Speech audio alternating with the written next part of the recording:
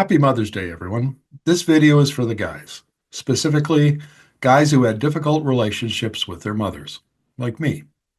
When Mother's Day rolls around, it's tough watching other men say really nice things about their mothers when I can't do the same, especially because what I really want to say about my mother is not acceptable in polite society. And I'm not alone. Over the years, I've discovered that plenty of men had difficult relationships with the most significant female figure in their lives. If you're one of those men, then I'm talking to you. Me rehashing the conflicts, especially the nasty ones as things deteriorated during my teen years, isn't going to help anyone. I mean, we all have stories, don't we? But I recently came across an idea that you may find helpful. It's called the mother wound.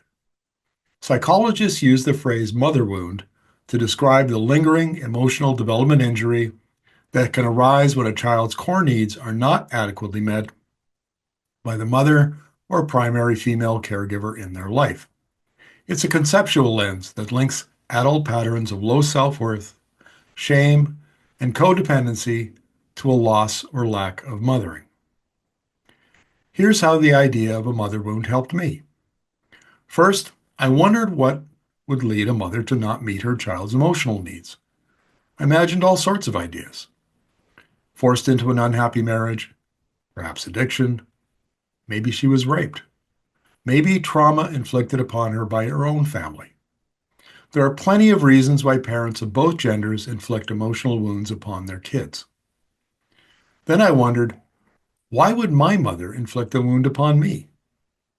I thought about what it was like for a woman who, according to her own family, had mental health issues to begin with, then married a man and had 3 children with him, always held down a job, while he worked out of town for long stretches of time. How incredibly stressful that must have been for her at a time when there were few social supports for mothers like her. Now throw in an eldest son who stood up for himself, well, you can imagine the family fireworks. All these years after her death, I wouldn't say I've forgiven her. That's still a bridge too far. But I think I understand her much better. As a parent and grandparent myself now, I appreciate how really, really hard it was for her. Probably she didn't intend to wound her adopted child, but life happened, as it so often does.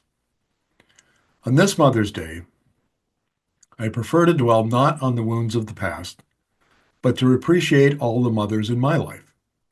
My wife, Joanne, who has been a wonderful stepmother to my 2 children. They may not have appreciated her as much as when they were teens, but they love her to bits now, and that's what counts, right? My mother-in-law, Doris, who for almost 4 decades has always been kind and gracious to me. My daughter, Brandy, who has 2 young children of her own and all the pressures and stresses of a professional career, yet loves those children with all her heart.